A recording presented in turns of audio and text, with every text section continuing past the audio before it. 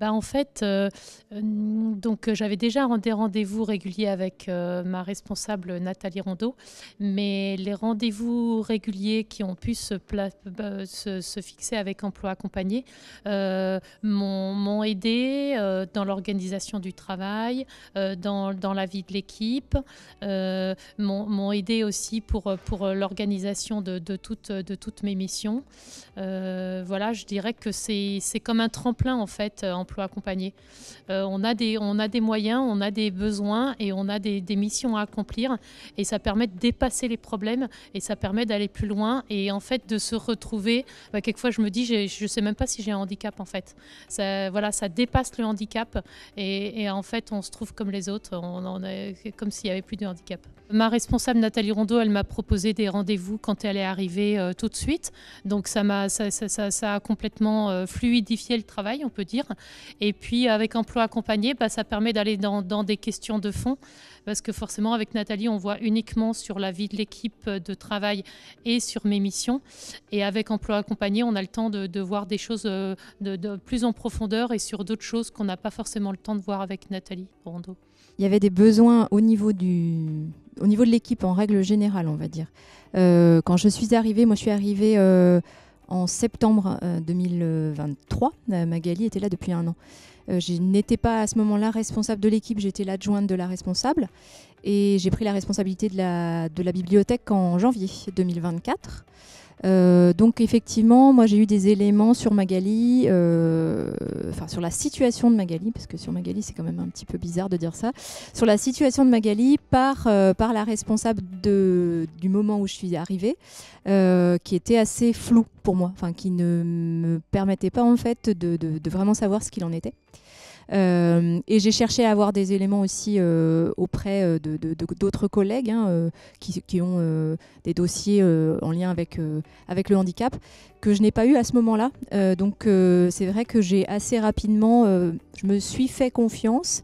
J'ai essayé d'élaborer avec Magali ce qui pouvait lui convenir en termes d'accompagnement. Et puis effectivement on est parti sur l'idée de régularité en fait, d'avoir un rendez-vous régulier pour lui permettre effectivement de pouvoir dire les choses et de pouvoir en fait l'accompagner sur la formalisation de l'organisation de son travail. En fait, je crois que c'était vraiment un besoin qu'elle avait, qu'elle a pu exprimer d'ailleurs par la suite, en fait, de pouvoir communiquer sur comment je le fais, est-ce que c'est comme ça qu'il faut le faire, voilà, d'avoir des éléments en fait de retour sur son organisation. Moi, je suis vraiment sur des rendez-vous où en fait on parle de son travail au quotidien, de ses problèmes au quotidien. On échange un peu aussi sur ses ressentis.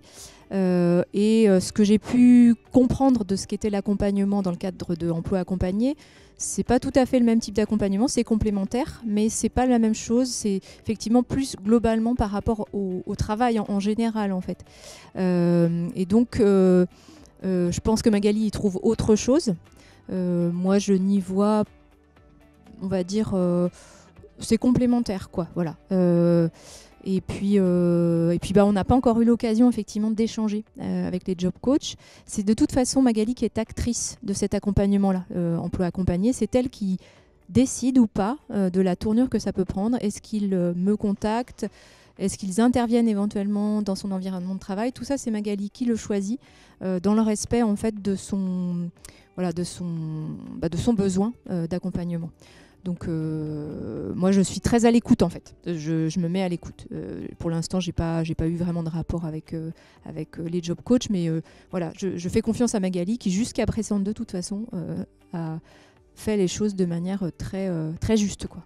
Le principal conseil que j'ai, mais ça vaut pour un peu tout quand on accompagne une équipe, c'est effectivement de prendre l'info à la source, en l'occurrence de prendre le temps d'écouter, vraiment de se mettre à l'écoute des personnes qu'on accompagne pour vraiment avoir l'essentiel de leurs besoins. Ça c'est la première chose qui me paraît vraiment très très importante. Se faire confiance aussi par rapport à des intuitions qu'on pourrait avoir et par rapport à la façon dont on choisit en fait d'accompagner les collègues. Voilà.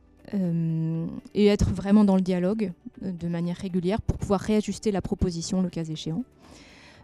Moi, par ailleurs, effectivement, ce dont j'ai eu besoin aussi, c'est de m'informer. Donc j'ai fait une formation autour du handicap qui a été proposée par Nantes Université, qui était une formation à la fois sur l'histoire et puis sur les politiques et sur ce qu'on pouvait mettre en place. Moi, ça, c'est ma façon de fonctionner, c'est-à-dire que j'ai aussi besoin d'avoir des éléments un petit peu factuels, un petit peu concrets. Moi, je remercie Magali. Moi, je remercie Nathalie Rondeau et aussi Christine Surget, la première responsable, parce qu'elle m'a beaucoup aidée. Et toutes les personnes qui m'ont aidée, en fait, parce que voilà, c'est à un moment donné, tout fonctionne, mais c'est parce qu'il y a eu toutes les personnes derrière.